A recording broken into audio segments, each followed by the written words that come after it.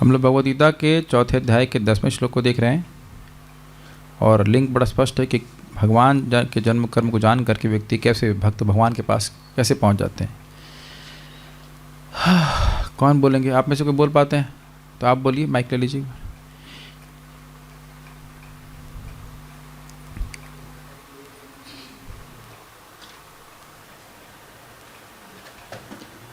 वीतराग भय क्रोधा, वीतराग भय क्रोधा, मन्मया मामुपाश्रिताः, मन्मया मामुपाश्रिताः, बहवो ज्ञान तपसा, बहवो ज्ञान तपसा, पूता मद्भावमागताः, पूता मद्भावमागताः। वीतराग भय क्रोधा मन्मया मामुपाश्रिताः, वीतराग भय क्रोधा, मन्मया मामुपाश्रिताः, बहवो ज्ञान तपसा पूता मद्भावमागताः, बहवो ज्ञान तपसा पूता मद्भावमागताः। वीतराग भय क्रोधा मन्मया मामुपाश्रिताः, वीतराग भय क्रोधा, मन्मया मामुपाश्रिताः, बहवो ज्ञान तपसा पूता मद्भावमागताः। बहवो ज्ञान तपसा पूता मद्भावमागताः।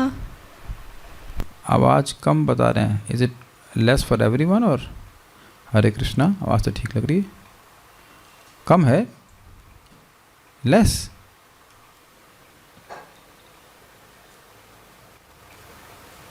Okay, is it better now? वीतराग भय क्रोधा मन्मया मामुपाश्रिताः, वीतराग भय क्रोधा, मन्मया मामुपाश्रिताः, बहवो ज्ञान तपसा पूता मद्भावमागताः। बहवो ज्ञान तपसा पूता मद्भावमागताः।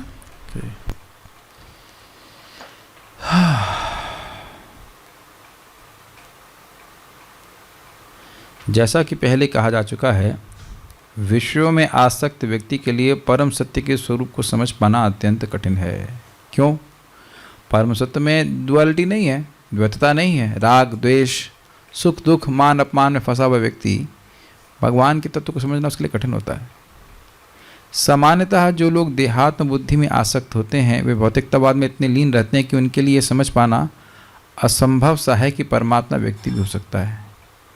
मतलब देखिए, ये क्यों कठिनाई है समझने में। जो व्यक्ति, हम सभी लोगों के लिए मुश्किल है, देहात्म बुद्धि में रूढ़ व्यक्ति के लिए ये समझना कि परमात्मा व्यक्ति, क्योंकि वो हर जगह है।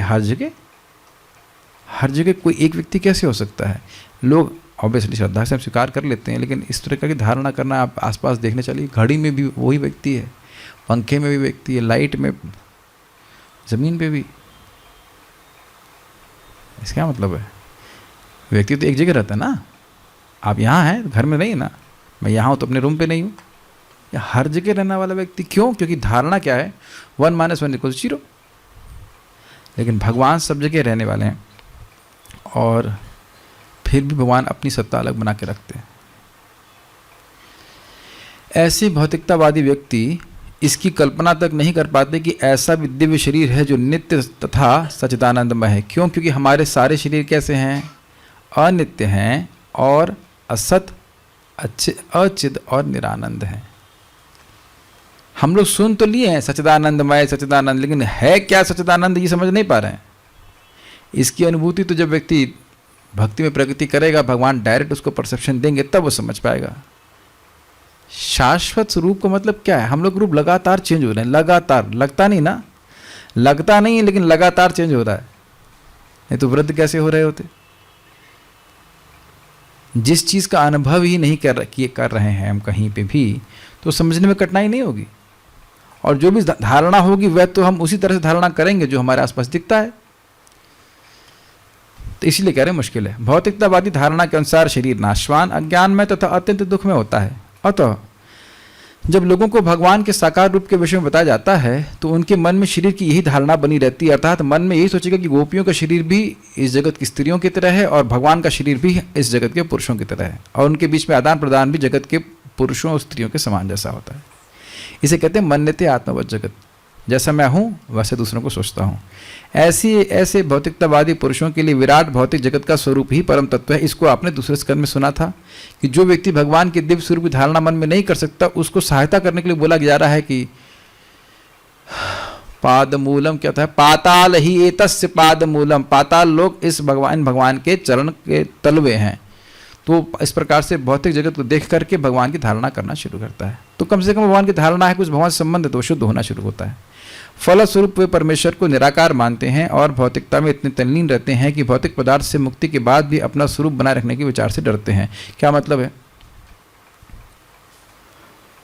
पहले इसको पूरा पढ़ता हूँ। जब उन्हें यह बताया जाता है कि आध्यात्मिक जीवन भी व्यक्तिगत तथा साकार होता है तो वे पुनः व्यक्ति बनने से भयभीत हो उठते हैं। फलतः वे निराकार शून्य में तदाकार होना चाहते हैं। तो ये कह रहे हैं वीत भय। प्रभुपाद ने व्याख्या किया, पहले वीत राग और वीत भय की व्याख्या कर रहे हैं। वीत राग भय क्रोधा। तो वीत राग क्या था? राग मतलब आसक्ति, देह में आसक्ति, भोग में आसक्ति। तो जो लोग भोग में अत्यधिक आसक्त हैं, अत्यधिक बढ़ जा रहा है, क्योंकि अब तुरंत सारी आसक्ति नहीं छोड़ पाता है, इसका मतलब नहीं कि भक्ति नहीं कर सकता है, लेकिन बिल्कुल भोग में ही आ सकते, बस जीवन में आहार, निद्रा, भय, मैथुन के अलावा और कुछ करना ही नहीं है। उनके प्रोग्राम में, उनकी थाली में इस 4 आइटम के अलावा कुछ है ही नहीं, ऐसे कह लीजिए। तो ऐसे लोग भगवान को कैसे समझ पाएंगे बताइए? अब इतना भी समय नहीं है कि आगे गीता सुन सकें, तो कैसे समझेगा बताइए? ऐसे बहुत से लोग हैं ना जिनके पास एकदम टाइम नहीं है गीता सुनने का। प्राय तो सब ऐसे ही हैं, क्योंकि इतने रागी हैं। क्यों रागी हैं? रागी मतलब राग से आसक्त हैं। वो यही मान रहे हैं कि मैं देह हूँ। देखिए, मैं अगर अपनी बात करूँ, आप लोग भी कुछ हद तक हम लोग देहात्म बुद्धि में हैं। ऐसा नहीं कि देह से भावना से बिल्कुल विरक्त हो गए, लेकिन समझ रहे हैं कि हाँ देह नहीं है और कुछ तो देह से परे की अनुभूति के लिए प्रयास चल रहा है। कुछ तो कर रहे हैं ना, कुछ तो मार धाड़ हो रही, कुछ तो प्रयास संघर्ष चल रहा है कि नहीं चल रहा है। ऐसा तो कोई भक्त नहीं हो सकता है कि अब चाहे गृहस्थी में हो चाहे उसमें हो, अगर भजन कर रहा है, 16 माला जप कर रहा है, तो कुछ तो मार धाड़ चल रही है ना। किस देहात्म बुद्धि से ऊपर उठे, कुछ गीता भागवत सुन रहे हैं, कुछ तो आत्मा की अनुभूति हो रही, तब तो कर रहे हैं ना। आत्मा की अनुभूति ना हो रही, लेकिन आत्मा की जानकारी में रुचि तो है। लेकिन ऐसे बहुत सारे लोग या बहुतायत लोग तो ऐसे ही है ना, जिनको उसमें कुछ भी मतलब नहीं है, उनको कोई अवेयरनेस नहीं है कि वो आत्मा है कि देह है। तो अब जो ऐसे राग से युक्त है व्यक्ति, जो अपने को केवल देह मान रहा है और देह को ही पोषने में लगा हुआ, उसके लिए ये विषय है ही नहीं। श्रोतव्यादि निराजेंद्र निर्णाम संति सहस्रश अपश्यताम आत्मतत्वम गृहेषु गृहमेधिनाम। ऐसे जो गृहमेधि जिनकी मति केवल और केवल घर में लगी हुई है, गृहस्थ नहीं, गृहमेधि जिनकी मेधा बुद्धि केवल घर में लगी हुई है। गृहस्थ मतलब वो भले घर गृहस्थी में है, बच्चों के संग है, पत्नी के संग है, लेकिन भगवान की भक्ति में लगा है। गृहमेधि मतलब मेधा केवल घर में लगी है, केवल पत्नी में लगी है, केवल बच्चों में लगी है। अग्री? तो ये बात है। तो ऐसे लोगों के पास हजारों विषय होते सुनने के लिए, लेकिन भगवान का विषय नहीं होता। एक भगवान का विषय छोड़ करके सारे विषय होते हैं। क्यों ऐसा कहते हैं? अपश्यताम आत्म तत्व, वो आत्म तत्व को नहीं देख पाते। गृह, अब ऐसा क्यों कहते हैं? गृहेषु गृहमेधि नाम, गृह में ही उनकी आसक्ति लगी रहती है। तो ऐसे लोग भगवान को जान ही नहीं पाएंगे। तो ये हो गया वीतराग का वर्णन कर दिया प्रभुपाद ने। अब वीत भय का वर्णन कर रहे हैं। इसका मतलब क्या है? पूरा पढ़ते हैं। सामान्यतः वे जीवों की तुलना समुद्र के बुलबुलों से करते हैं, जो टूटने पर समुद्र में ही लीन हो जाते हैं। पृथक व्यक्तित्व से रहित आध्यात्मिक जीवन की यह चरम सिद्धि है। यह जीवन की भयाव्यवस्था है जो आध्यात्मिक जीवन के पूर्ण ज्ञान से रहित है। क्या बता रहे हैं प्रभुपाद जी? कह रहे हैं कि देखिए, जगत में लोगों का अनुभव है कि सेवक बनना बड़ा दिक्कत है। इसीलिए जगत में लोग संघर्ष कर रहे हैं बॉस बनने के लिए, क्योंकि सेवक बनना बड़ा कठिन है। कई बार बॉस बड़े खुराट होते हैं, खुराट समझते हैं, खराब होते हैं। आपको सर छुट्टी दे दीजिए, आज ये कर, नहीं आना ही पड़ेगा तुमको, है ना। कई बार होता है नहीं आना ही पड़ेगा, तुम्हारे बाप के नौकर है क्या? ऐसा मन में बोलेंगे, लेकिन सर ठीक है आएंगे, क्या कर सकते हैं, है कि नहीं। तो यहाँ पे एक और आप चीज़ देखेंगे कि यहाँ पे लेते हैं सेवा बहुत ज़्यादा और देते हैं पेमेंट बहुत कम।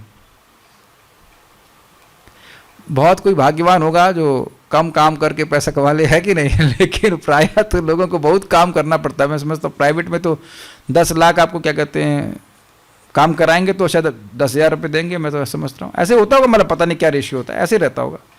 करोड़ों काम कराएंगे तब व्यक्ति को 80,000, 70,000, 90,000 या 1 लाख रुपये देंगे, ऐसे करके है। लेकिन भगवान ऐसे हैं क्या? भगवान के हिसाब किताब अलग है। थोड़ी सी सेवा लेते हैं और उसको बहुत बड़ा करके मानते हैं, बहुत सारी वस्तु भी देते हैं उसके बदले में। और वस्तु की बात नहीं है, भगवान अपने समकक्ष रखते बल्कि उसके उस भक्त के उस सेवक के नीचे चले जाते हैं। सारथी है कृष्ण और रथी है भगवान, सारथी है कृष्ण और रथी है अर्जुन,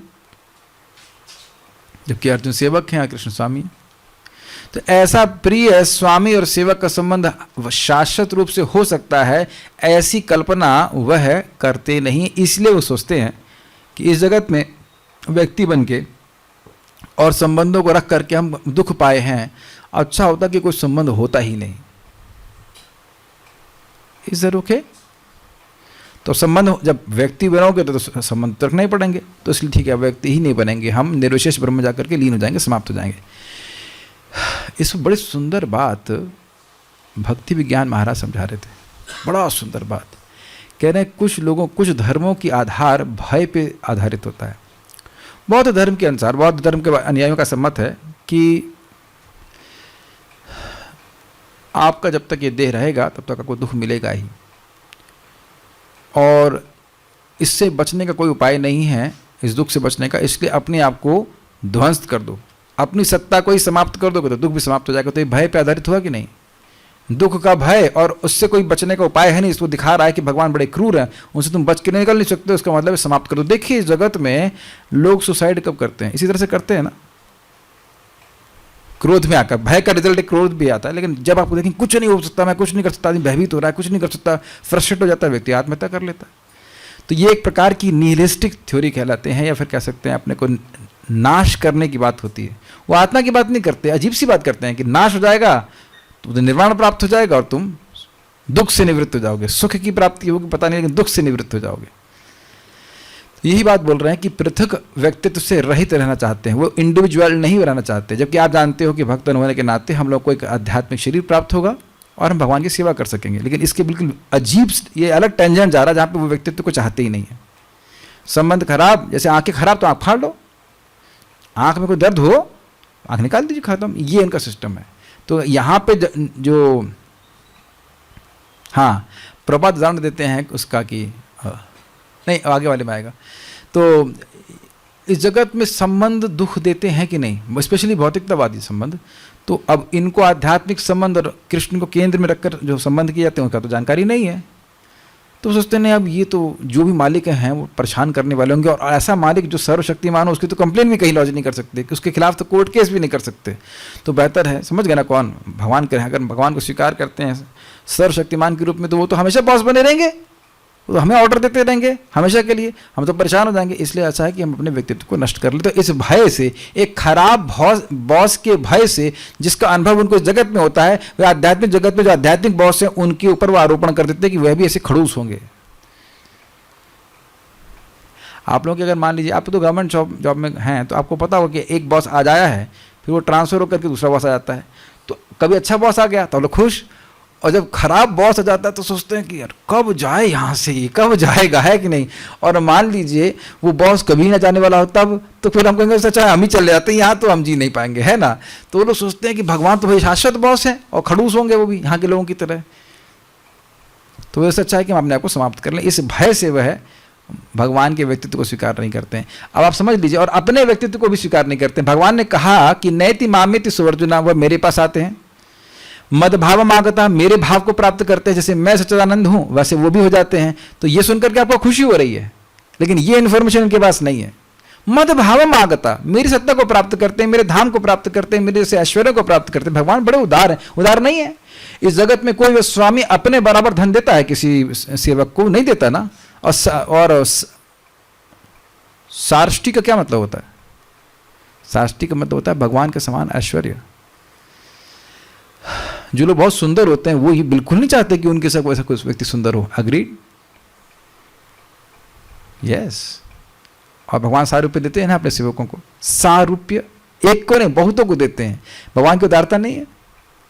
सामीप्य, जो कितना भी सेवक पास मतलब इंटीमेट हो लेकिन बहुत पास में नहीं आने देते, लेकिन भगवान एकदम पास में रखते हैं। उद्धव जी को देखिए। और सालोक्य, अपने ही धाम में भगवान स्थान देते हैं और हमेशा हमेशा के लिए देते। तो ये सब की जानकारी उनको है नहीं, तो इसलिए भय के कारण सोचते हैं कि अपनी अस्तित्व को ही नष्ट कर लो। और ये इसलिए है, यह जीवन की भयावह अवस्था है जो आध्यात्मिक जीवन के पूर्ण ज्ञान से रहित है। आध्यात्मिक जीवन का पूर्ण ज्ञान क्या है? कृष्ण बहुत अच्छे स्वामी हैं, शाश्वत स्वामी, हम उनकी प्रेम में सेवा करते हैं, आनंद लेते हैं। वह सब ना जानने के कारण लोग सोचते हैं कि हमने को नष्ट कर लेना ही परम लक्ष्य है, सिद्धि है। इसके अतिरिक्त ऐसे बहुत से मनुष्य हैं जो आध्यात्मिक जीवन को तनिक भी नहीं समझ पाते। अनेक वादों तथा दार्शनिक चिंतन की विविध विसंगतियों से परेशान होकर वे ऊब उठते हैं या क्रोध हो जाते हैं और मूर्तावश यह निष्कर्ष निकालते हैं कि परम कारण जैसा कुछ नहीं है, अतः प्रत्येक वस्तु अंततोगत्वा शून्य है।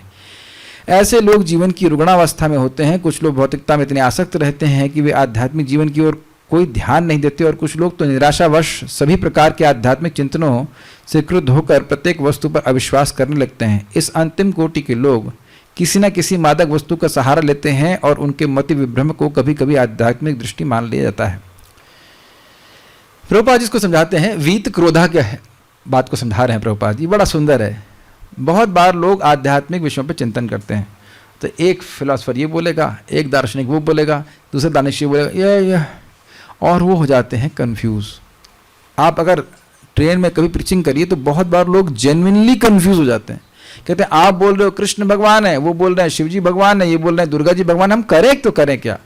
फिर अरे सब बराबर है, ये सब छोड़ो। महाराज बता रहे थे कुछ लोग ऐसे जिरह करेंगे, बाद में बोलेंगे अरे कुछ नहीं, ईश्वर ईश्वर कुछ नहीं है, सब मन की गणंत है, बस कुछ नहीं है सब, ऐसा करके बोल देते हैं। प्रभुपाद उदाहरण देते हैं उस लोमड़ी का। एक लोमड़ी थी समझ गया, और वो अंगूर खाना चाहती, तो कूदी बार बार, बचपन में सबने पढ़ी होगी, खूब कूदे और अंगूर उसको मिले नहीं, अंगूर खट्टे छोड़ो। तो उसी प्रकार से ये भगवान सब लोगों ने, मतलब जो डरपोक लोग होते ना, उन लोगों ने बना लिया। धर्म डरपोकों की गांजा है। Religion is opium of cowards. देखो घुमास नहीं खाना, नारक जाना पड़ेगा। अरे क्या डरने की जरूरत है तुमको, इतना डरपोक होने की जरूरत है, जो तुम्हारे मन में आए करो, क्या दिक्कत है? ऐसे करके वो प्रचार करते हैं। कुछ नहीं है भगवान, कहां देखा, दिखाओ भगवान का, कुछ नहीं। इस तरह की वो बातें कहते हैं। और इसी कारण से भगवान से रिक्त रहेंगे तो संतुष्ट तो हो नहीं सकते, तो वह ड्रग्स लेते हैं। प्रभुपाद जी के समय में आपने सुना होगा, हिप्पी लोग आध्यात्मिकता में रुचि रख रहे थे, लेकिन ड्रग्स ले लेते और कुछ उनको जो भी दिखाई पड़ता, मुझे नहीं पता क्या दिखाई पड़ता है, वो कुछ दिखाई पड़ता था तो उसी को वह आध्यात्मिक अनुभूति मानते थे। इसे कहते थे getting high, we are getting high, they are going down but they are thinking they are getting high. तो ये सब जो है बातें जगत में देखी जाती। तो इस तरह की सारी भ्रमित अवस्थाओं को पार करके जब व्यक्ति भक्तों का संग करता है, तब उससे वास्तविक ज्ञान आध्यात्मिकता का होता है। अध्यात्म लोग करते हैं, लेकिन अध्यात्म का अर्थ नहीं समझते, और एक आध्यात्मिक जीवन शैली क्या होती है तो बिल्कुल नहीं समझते। मैं समझ रहा हूं कि आप लोग इस कल्पना भी नहीं कर सकते थे ना, ये जो जीवन शैली आप जी रहे हो, कि ऐसी आध्यात्मिक कृष्ण भावना भावित जीवन शैली एग्जिस्ट करती है। गृहस्थ भक्तों, आप लोग की शादी भी तो अभी रिसेंटली हुई है, 2-3-4 साल हुआ होगा, तो आप लोग क्या एकदम भौतिकतावाद की तरह है? बिल्कुल नहीं है। मैं तो मतलब देख के ही बोल सकता हूँ। मैं देखा हूँ कितने बड़े से प्रभु जी लोग जब करते हैं, मंगल आरती आते हैं, बच्चे भी भक्ति कर रहे हैं। Is it not? माता जी आप भी तो घर में जब करती हूँ, ये बस वीडियो ऑन करके बस बंद कर देती है लेकिन सुन रही हैं, इज इट नॉट? कथा सुनते हैं जब करते हैं। It can not be same a grihastha who is doing like this, कि गीत जब कर रहे हैं, कथा सुन रहे हैं, वो ऐसे मटेरियलिस्टिक गृहस्थ नहीं हो सकते हैं जिनके बस अब पार्टी में जाना है या पिक्चर जाना है। मैं तो समझता हूँ संकल्प भी नहीं आता। मैं शक्ल देख के बोल रहा हूँ, संकल्प भी नहीं उठता होगा, बल्कि आप लोग सोचते हैं आज छुट्टी, चलो गीता क्लास सुन लेते हैं। Agreed? Yes, I can see that sincerity. जो भी व्यक्ति गंभीरता से 16 माला जप कर रहा है, कथा सुन रहा है, वो चाहे गृहस्थी में हो चाहे ब्रह्मचारी से कुछ हो, वो वैसे नहीं भोगी बन सकता है जैसे कि जगत के लोग होते हैं। हो ही नहीं सकता, उसका प्रभाव बहुत ज्यादा है जप का और ये कथा का प्रभाव बहुत ज्यादा है। आज मैं सुबह भक्तों को जब मैं बता रहा था, भगवान 12वें अध्याय के श्लोक कौन सा भूल रहा हूं, लेकिन श्लोक का ऐसे है ना कि अभ्यास योगे न ततो माम इच्छाप्तुम धनंजय। तो अगर तुम सतत मेरा स्मरण नहीं कर सकते हो तो अभ्यास योग करो, और अभ्यास योग के द्वारा मुझको प्राप्त करने की इच्छा को प्राप्त करो। तब आप कहेंगे भाई भगवान को प्राप्त करने की इच्छा में दिक्कत क्या है, क्यों नहीं आ रही है? कषाय के कारण, कचरा है हृदय में। और बोला किसको जा रहा है? गृहस्थ को। तो तो यानी गृहस्थ भक्त भी भगवान का अभ्यास योग करके भगवान को प्राप्त करने की इच्छा को प्राप्त कर सकता है। ये तो बात होगी ना, जब गृहस्थ कर सकता है तो बाकी सब तो कर ही सकते हैं ना।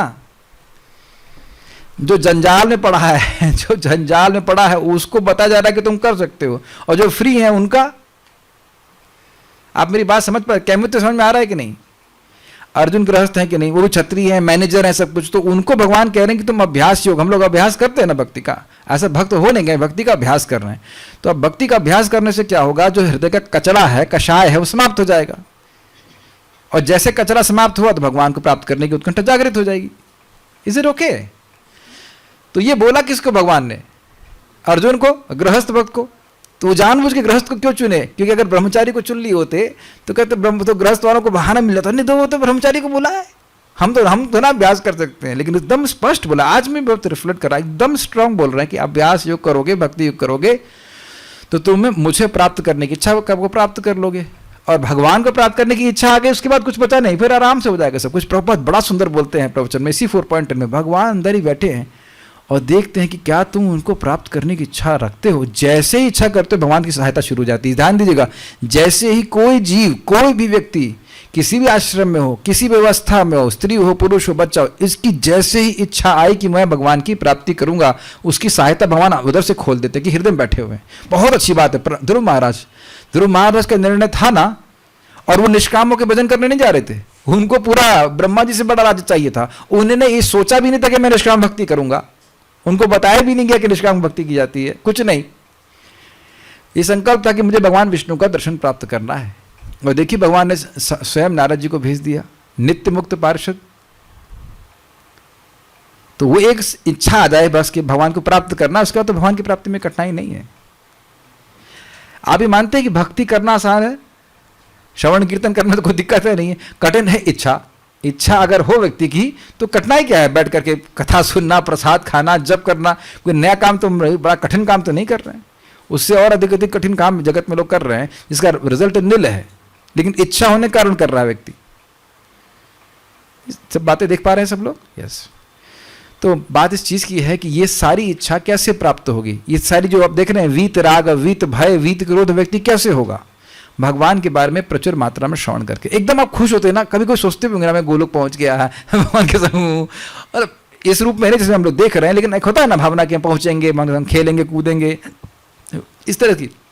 इन लोगों को ये पता ही नहीं है, इसीलिए कि लोग ब्रह्म निर्विशेष ब्रह्म कहते होंगे। मैं समझता हूँ कुछ लोगों का अगर जरा सा भी ओरिएंटेशन रहा हो और आध्यात्मिकता में आपकी रुचि रही हो तो आपको खाली ब्रह्म ही बताया गया होगा। बचपन में मैंने सिर्फ एक लाइट देखी थी, लाइट, उसी से शिव जी, ब्रह्मा जी इत्यादि। वो लोग वैकुंठ का तो नाम ही सुनने को नहीं मिलता। नाम हल्का हल्का सुन लिए होंगे, सुना था किसी ने इस्कॉन में आने से पहले वैकुंठ? मैंने सुना, बट मुझे बहुत धूमिल याद है कि मैंने सुना हो, लेकिन ऐसा क्लियर नहीं सुना था कि वैकुंठ है, आध्यात्मिक जगत है और इतने सारे विष्णु इत्यादि। तो ये सब ज्ञान है ही नहीं, उन्हें भक्तों का संग किया ही नहीं, श्रवण किया ही नहीं, तो फिर कैसे उसके प्रति आकर्षित होंगे ही नहीं। ये बात है। मनुष्य को भौतिक जगत के प्रति आसक्ति की तीनों अवस्थाओं से छुटकारा पाना होता है। ये है आध्यात्मिक जीवन की उपेक्षा, अर्थात भौतिकतावाद में इतने लिप्त हो जाना कि अब हमें मतलब ही नहीं आध्यात्मिक जीवन से। आध्यात्मिक साकार रूप का भय, अर्थात व्यक्तिगत होने की इच्छा को ही समाप्त कर देना, तथा जीवन की हताशा से उत्पन्न शून्यवाद की कल्पना। मतलब ये कुछ नहीं है, आध्यात्मिक जीवन सब फ्रॉड है, तुम लोग पैसा कमाने साधु लोग कमा दे, मतलब बवाल खड़ा कर दिए हैं, सब कुछ नहीं है, सब ऐसे कुछ नहीं है, सब मन का खेल है, बस मानो तो मानो, नहीं मानो तो कुछ नहीं है, सब ऐसे करके बोलते हैं वो लोग।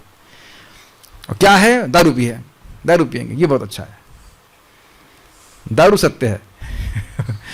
जीवन की इन तीनों अवस्थाओं से छुटकारा पाने के लिए प्रामाणिक गुरु के निर्देशन में भगवान के शरण ग्रहण करना और भक्ति में जीवन के नियम तथा विधि विधानों का पालन करना आवश्यक है। ये बहुत सुंदर बात है। देखिए प्रभुपाद यहाँ पे बोलते हैं कि ऐसा नहीं कि भगवत गीता होने मात्र से व्यक्ति सब समझ लेगा। ये बहुत, प्रभुपाद इसी लेक्चर में, इसी श्लोक के लेक्चर में बोलते हैं ऐसा।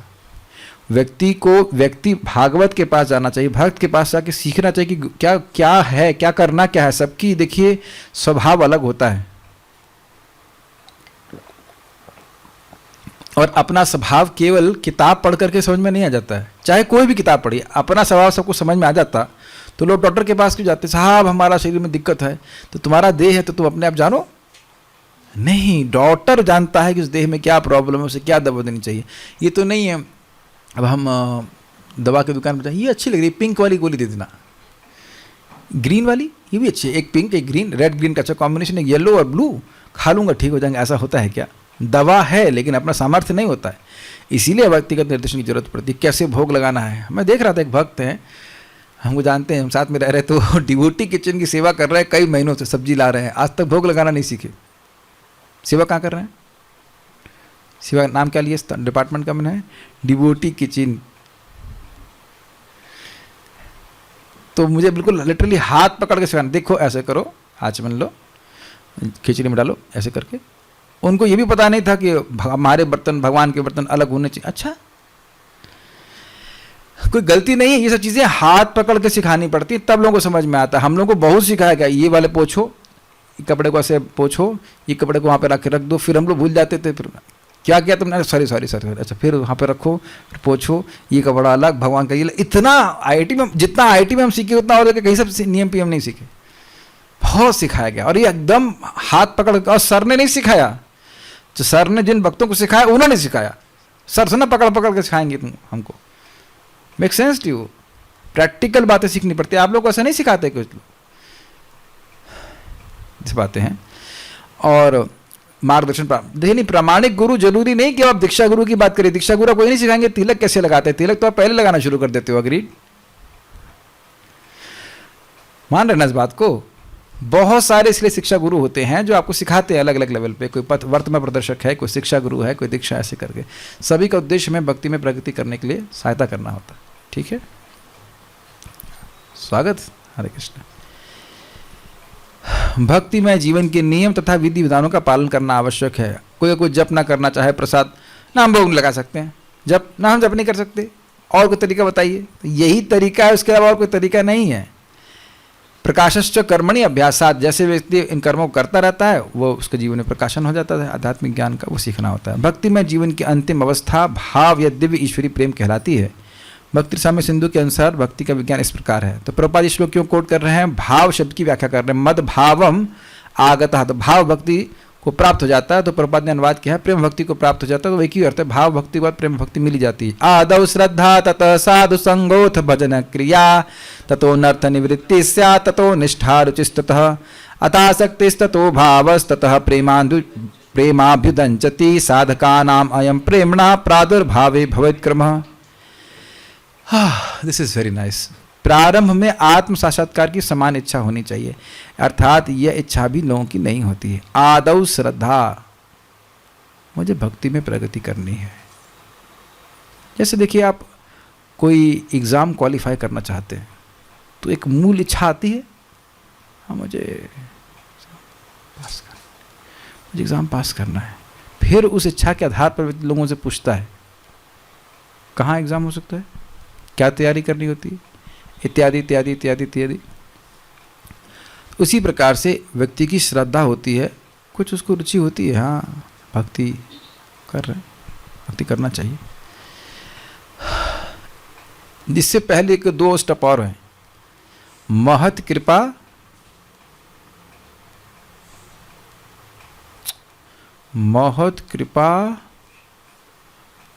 और एक स्टेप और है भाव। सबसे पहला स्टेप है महत कृपा, भक्तों की कृपा, और इस 14 स्टेप में डिवाइड किया चक्रवर्ती पाद ने। और उसमें बेसिकली बात क्या है कि श्रद्धा का मतलब है कि विश्वास होना, इच्छा होना कि हम भगवान की भक्ति करेंगे। सताम कृपा, वही बोलता, महत कृपा तो समझ में आ रहा, सताम कृपा और एक और स्टेप होता है, भूल रहा हूँ, याद नहीं आ रहा, या फिर वही स्टेप उसके बाद श्रद्धा आ जाती है। सताम कृपा, भक्तों की कृपा होती है जिसमें व्यक्ति की इच्छा भी नहीं होती है भक्ति करने की, यही स्टेप है। सताम कृपा और श्रद्धा, यस, एक स्टेप पहले है। भक्त व्यक्ति की श्रद्धा ही नहीं है भक्ति में, भक्ति करने की कोई इच्छा नहीं है, वह तो हाँ याद हो गया, सताम कृपा महत सेवा। सताम कृपा महत सेवा श्रद्धा साधु संग भजन क्रिया अनर्थ निवृत्ति, ऐसे करके चलता है। यस, तो अब उसने क्या हुआ क्या कि भक्तों की कृपा उसके ऊपर हो गई,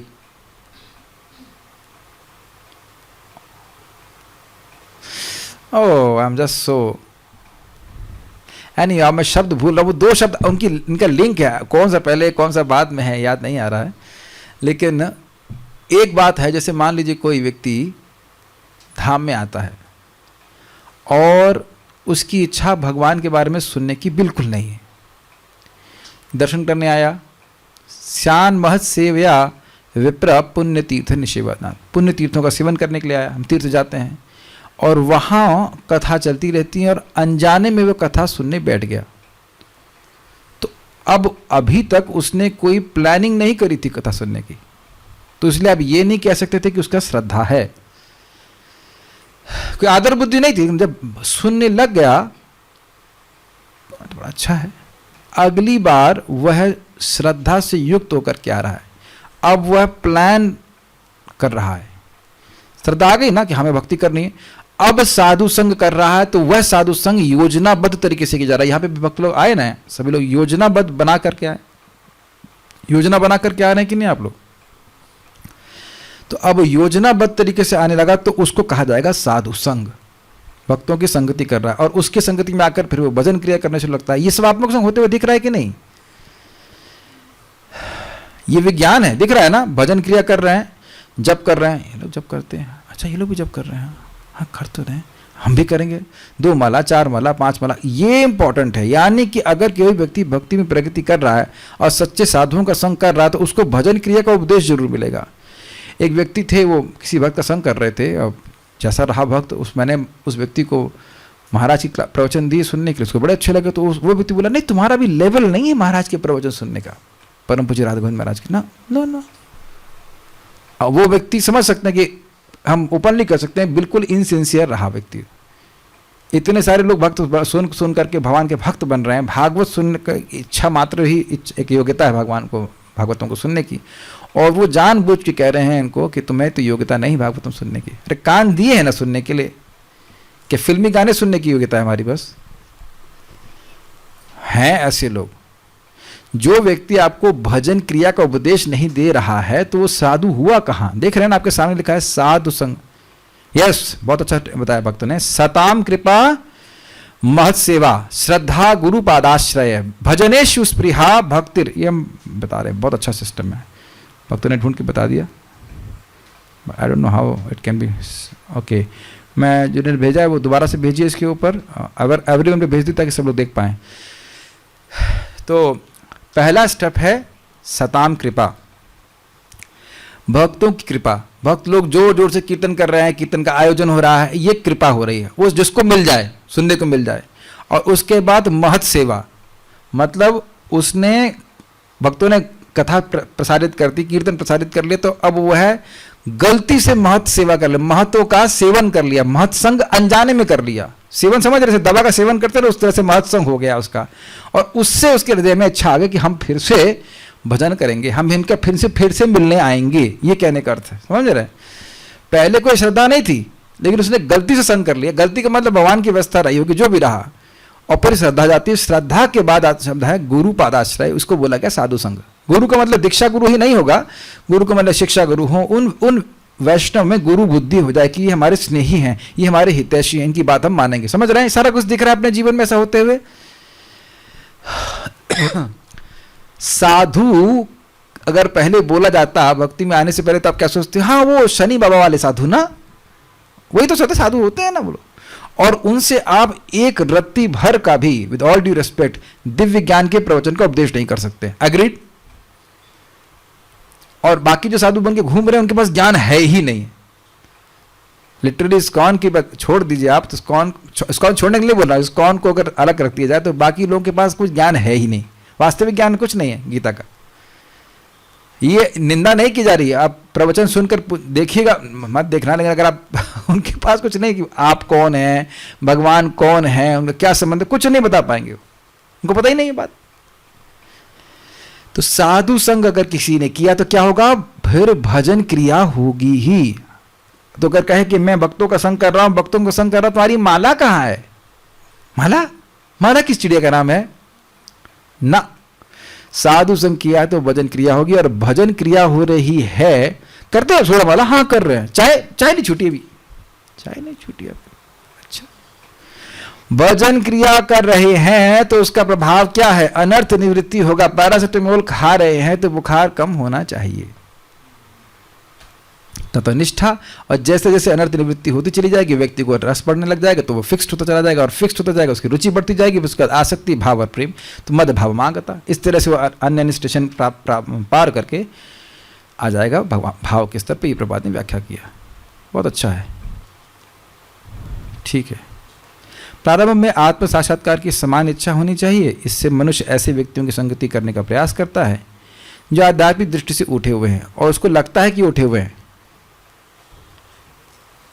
अगर उसको ये लग रहा है कि वो तुम्हारे बराबर हैं तो फिर संगति क्यों करने चाहेगा? अगली अवस्था में गुरु से दीक्षित होकर नवदीक्षित भक्त उसके आदेशानुसार भक्ति प्रारंभ करता है। इस प्रकार सद्गुरु के निर्देश में भक्ति करते हुए समस्त भौतिक आसक्ति से मुक्त हो जाता है, जिसके उसके आत्म साक्षात्कार में स्थिरता आती है और वह श्री भगवान कृष्ण के विषय में श्रवण करने की रुचि विकसित करता है। तो रुचि का मतलब ही कथा रुचि, नाम रुचि, कथा रुचि विकसित करता है। विकसित करता है मतलब हृदय शुद्ध हुआ है तो अपने आप ही विकसित होने लग जाती है। इस रुचि से आगे चलकर कृष्ण भावनामृत में आसक्ति उत्पन्न होती है, जो भाव में अथवा भगवत प्रेम के प्रथम सोपान में परिपक्व होती है। ईश्वर के प्रति प्रेम ही जीवन की सार्थकता है। इस अनुवाद था इसका। प्रेम अवस्था में भक्त भगवान की दिव्य प्रेम भक्ति में निरंतर लीन रहता है। अब इसका बड़ा इंटरेस्टिंग, यानी प्रेमावस्था तक संभावना है। एक्चुअली भाव भक्ति की बात कर लीजिए, भाव भक्ति में ही व्यक्ति भगवान बिल्कुल उसका जो सेंस ग्रेटिफिकेशन है, इंद्रिय तृप्ति, वो जीरो हो जाता है। उससे पहले तक संभावना है कुछ ना कुछ इंद्रिय तृप्ति की, लेकिन भाव भक्ति में तो 24 घंटे भक्ति होती, तो उसके आगे की अवस्था के तो है ही ऐसे करने की। कुछ समझा पाया मैं? अनर्थ निवृत्ति में भक्ति भी करता है और भोग भी चलता है, लेकिन धीरे धीरे करके जैसे भक्ति से द्वारा शुद्ध होता जाता है, उसकी भोग की प्रवृत्ति कम होती चली जाती है। आहार निद्रा भय मैथुन में जो प्रवृत्ति है वह कम होती जाती है और भाव भक्ति पे आते आते एकदम जीरो हो जाता है। ये बोल रहे हैं। तो फिर प्रेम भक्ति का तो कहना है क्या, जैसे कि मछली को आप कितने सेकंड के लिए पानी से बाहर निकाल सकते हैं कि उसे दिक्कत नहीं हो? समझ में आ गया ना? मछली को कितने समय के लिए पानी के बाहर निकाला जाए, उसे कोई दिक्कत ना हो, 1 सेकंड के लिए भी सहन नहीं कर सकते। समझ में आ गया? यही आचार्यों ने समझाया, मदगत प्राणा, उनके प्राण मुझ में ही निवसित रहते हैं। ये स्थिति बहुत अद्भुत है, क्योंकि इस समय तो बहुत बार भक्ति नहीं करके भी कंफर्टेबल लगता है, बल्कि बहुत देर भक्ति हुए थोड़ा कंफर्ट जोन में आने दीजिए, बहुत थकान हो गई है, थोड़ा सांस लेने दीजिए। मन नहीं बोलता थोड़ा सांस लेने दो यार, सुबह से भक्ति कर रहे हो, थोड़ा रेस्ट चाहिए तुमको, नहीं? तो मछली रेस्ट करने के लिए पानी से बाहर आती है। चलो भाई पानी में बहुत रह लिए, बोर हो गए, चलो थोड़ा सा बाहर चलते हैं। तो अब जिस अधिकार पे उस कार्य करेगा, लेकिन जैसे जैसे व्यक्ति भक्ति में बढ़ता जाता है, उसको भक्ति करना ही सहज लगता है, जो कि आत्मा का गुण है। देह की भावना समाप्त होती जाती है। हम इसके लिए एस्पायर कर रहे हैं। मैं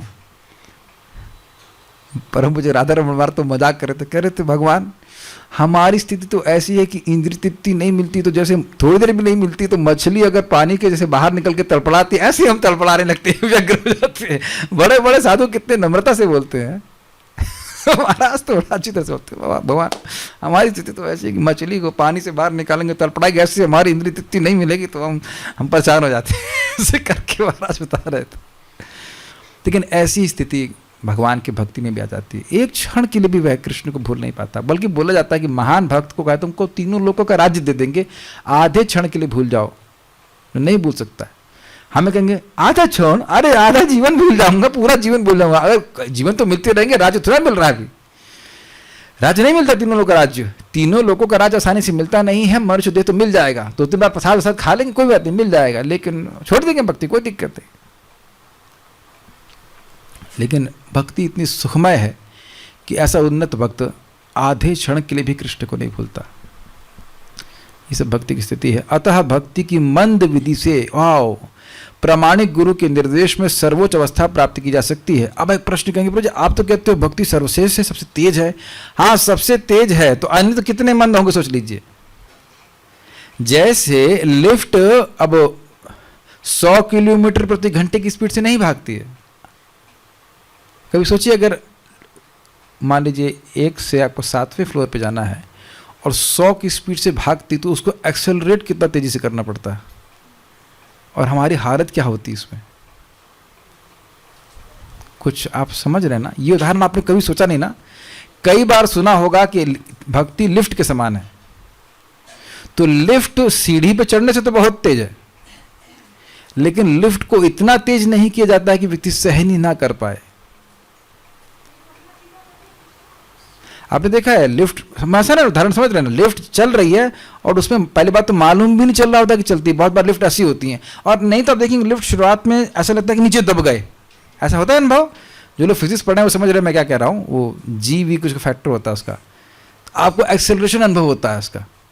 अब अगर मान लीजिए 100 की गति से चलना होता, शायद हम सोचे भी, तो उसको 0 से 100 तक कितने कम समय में एक्सेलरेट करना पड़ता, हालत खराब हो जाती है हमारी।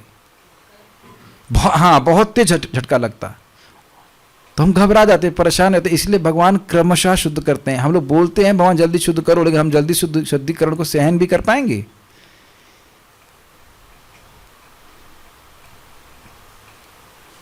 भगवान का ठीक है तुम्हें शुद्ध करूंगा, तुमसे कल से तुम्हें एकदम बस सूखा चना खाना पड़ेगा। नहीं नहीं, अभी रुकिए रुकिए रुकिए, ये किसने बोला कि मैं जल्दी शुद्ध होना चाहता हूं? नहीं नहीं नहीं नहीं, मैं नहीं था, वो बगल वाला बोल रहा था, बगल वाले ब्रह्मचारी करिए। हम नहीं है। आप लोगों को अच्छा बताइए, इच्छा होती है ना हृदय शुद्ध हो जाने की? रियली? और जो रियली भगवान अगर अच्छा रियली तुम चाहते हो, राधा रानी, मान लो कृष्ण राधा रानी कह रहा है कि हृदय चाहता जल्दी शुद्ध हो जाए। अच्छा, वो जानते हैं कि कितना चाहता है, कितना चाहती है, कितना चाहता है। अरे नहीं, इनको ये आसक्ति रहने दीजिए, बाकी वाली काट दीजिए। बहुत अच्छा महाराज तो समझाया था इस बात पे। तो इसलिए क्रमशः भगवान कर रहे हैं ताकि शांति से, सुखमय तरीके से छूट जाए सब कुछ। ये मेरे शब्द नहीं है, परम पूज्य वृंदावन महाराज बता रहे थे कि कुछ आसक्तियाँ ऐसी होती हैं जो चाहते हैं कि अभी काटे भी ना जाए। तो मैंने पूछा महाराज ये क्या दिक्कत है? खींच के भगवान जबरदस्ती खत्म करते। तो कहते हैं कि कभी कभी लोग एक पिलर से पकड़े रहते हैं और खंबे को कस के पकड़े हैं, उनको टांग पकड़ के जबरदस्ती घसीटा जाएगा तो उसके हाथ में चोट आ जाएगी। तो भगवान थोड़ा सा प्रतीक्षा कराते हैं, आराम आराम से शुद्धिकरण करते हैं। इसलिए नियमित भक्ति करना बहुत जरूरी है और पूरा जीवन भक्ति करना जरूरी है। You will see purification has come. जिन आसक्तियों को हम काट नहीं पा रहे थे उनकी व्यवस्था भगवान करके रखते हैं, कैसे काटी जाए। मैं अपने जीवन में देखा कि किस प्रकार से मैं IIT में जाने की और वहाँ पढ़ करके अमेरिका आदि जाने की बहुत ज़्यादा आसक्ति थी। जो अन्य जीवन में जितनी भी आसक्ति मैंने अनुभव करी है उससे कहीं ज़्यादा, लाइक दिनों रात हम उसके लिए परेशान रहा करते थे और बहुत मेहनत भी कर रहा था। और तब मैंने भगवान से बोला, भगवान मेरी तो इच्छा चाह नहीं रही है, आप इसको पूर्ण कीजिए। भगवान रियली अमेजिंग है कि वो इच्छा ऐसे पूर्ण करते हैं कि दोबारा वो संकल्प भी नहीं उठता है। और ऐसा भी नहीं था कि रैंक अच्छा खराब आया था, सब भगवान ने सब कुछ अच्छे से दिया। लेकिन पता नहीं भगवान का बहुत अद्भुत है, जो एकदम शास्त्र में लिखा ना होते भी दिखता है कि भगवान का उस इच्छा को पूर्ण करने का यही प्रयोजन है कि भाई इच्छा बाकी ना रहे। मैं अपने जीवन में इस चीज़ को बिल्कुल देखा। आप लोग भी शायद पता नहीं ऐसा कभी अनुभव किए कि नहीं, कि कुछ इच्छाएं रहती हैं जो ना चाहते हुए भी रहती ही हैं, तो भगवान ऐसा पूर्ण करते हैं कि वो इच्छा रहे ही नहीं। और यही भगवान का प्रयोजन है, बिकॉज अल्टीमेटली इच्छा रहेगी तो मैं बंधा रहूंगा यहाँ पे, आप हम सभी लोग। समझ में आ रहा है? ये समझ में आ नहीं रहा होगा। इच्छा पूर्ण करने से इच्छा कैसे समाप्त हो जाती है? ये आचार्यों का टीका है, वर्णन है कि देखिए जगत में लोग कर्म करते हैं और उससे जो भोग मिलता है उसका संस्कार मन में बन जाता है, लेकिन भक्ति के द्वारा जो चीज़ें मिलती हैं भक्त को, उसका भगवान वो उसका व्यवस्था भगवान करते हैं। उसका प्रयोजन केवल यही होता है कि उसका हृदय शुद्ध हो जाए। इसका प्रमाण आप 18वें अध्याय भगवद गीता के महिमा में सुनिएगा। वो व्यक्ति आया, उसने इंद्र को डिस्पोज कर दिया, खुद इंद्र बन गया भगवद गीता के 5 श्लोकों को पढ़ने से 18वें अध्याय के। और कई समय तक जब तक उसकी इच्छा वो इंद्र बना रहा, बाद में बोर हो गया, भगवान के पास चला गया। सी वो नीचे नहीं गिरा। आप लोग याद है पढ़ाया अपने 18वें अध्याय का, पढ़िएगा महिमा, एकदम स्पष्ट लिखा है, स्पष्ट लिखा है। बहुत अच्छा बात है। और समस्त बहुत, इसीलिए मैं आज भक्त से भी चर्चा कर रहा था कि देखिए वैराग्य का उपदेश हम बोलते हैं, सुनते हैं, लेकिन वो व्यक्ति इतना ही वैराग्य धारण कर सकता है जितना भगवान उसको धारण करवाना चाहते हैं, उससे अधिक वो कर नहीं सकता। तो वो स्टेज पे रह के भक्ति करता रहे। भक्ति जैसे बढ़ती जाएगी सहज वैराग्य होने लग जाएगा। वैराग्य मतलब विगत राग, सुना ना, वीत राग, उसकी आसक्ति समाप्त होगी। अब वस्तु सामने होने पर भी उसको आसक्ति नहीं होगी, उसको कहते हैं विराग। ये नहीं कि छोड़ दिया और मन में सोच रहा है, उसको आप त्याग कह सकते हो। लेकिन विराग का अर्थ है वो सामने होने पर भी कोई आपको रुचि नहीं होगी। जैसे आप सब भक्त लोग देखते भी होंगे होटल फोटल, लेकिन एकदम मन में नहीं आता कि उस होटल में क्या बन रहा है, अरे तो पाव भाजी छुक रही है, अच्छा अच्छा चलते जरा देखें क्या कर सकते हैं, नहीं आता ना मन में। इसे कहते हैं वैराग्य, सहज है वैराग्य। और समस्त भौतिक आसक्ति व्यक्तिगत आध्यात्मिक स्वरूप के भय तथा शून्यवाद से उत्पन्न हताशा से मुक्त हुआ जा सकता है, तभी मनुष्य को अंत में भगवान के धाम की प्राप्ति हो सकती है। तो ये देखना होगा हमें कि कितना विगत राग हुए हैं, कितना विगत भय। भय तो नहीं होता है भगवान के धाम जाने में, लेकिन हाँ एक भय हो सकता है कि अभी कहाँ, इधर रुक जाए, लड़की की शादी कर लें, लड़का सेटल हो जाए, अभी तो भय बना रहता है कि यहाँ पे सिस्टम सही बना है कि नहीं, थोड़ा सा बना, उसके बाद चलते हैं। भगवान का धाम कहाँ भागा जा रहा है। तो जो भी आ सकती हो, कोई बात नहीं, भगवान की भक्ति करने से धीरे धीरे करके ठीक हो जाएगा। I just see there some questions. एक वक्त बोल रहे हैं कि उन्होंने भी शादी करने की इच्छा की थी, अब ऐसी पूरी हुई कि अब ये इच्छा कभी नहीं होगी। वेल आपको कम से कम इस जीवन में तो इच्छा नहीं करनी चाहिए। तुम्हारा अब अगले जीवन का तो पता नहीं, लेकिन इस जीवन में तो नहीं करनी चाहिए दोबारा। ठीक है, कोई दिक्कत नहीं है। स्टॉप फिर। श्रीमद् भगवद गीता की जय, श्रील प्रभुपाद की जय, ताई गौर प्रेमानंद।